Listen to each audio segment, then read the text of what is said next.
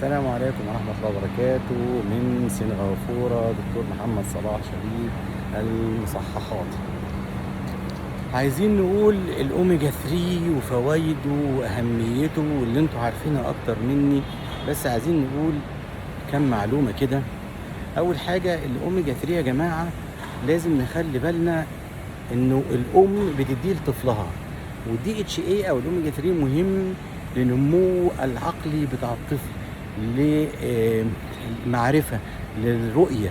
فبالتالي الأم لو هي مستوى فيتامين د فيه موجود بشكل كويس هينعكس للطفل. الطفل مش هياخده من الأكل إلا في سن معين، لكن لو الأم عندها فيتامين د، عندها أوميجا 3 في الرضاعة الطبيعية بنسبة كويسة، فده هيتوزع للطفل بشكل كويس، وهيتنقل للطفل ويديله التغذية السليمة للنمو البصري والعقلي ليه.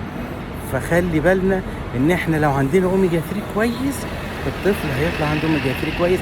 لكن فكرة ان دي الاوميجا 3 من ساعة الولادة ده كلام غير علمي. اهم حاجة الام نفسها تاخد اوميجا 3 عشان يفرز في اللبن بتاعها.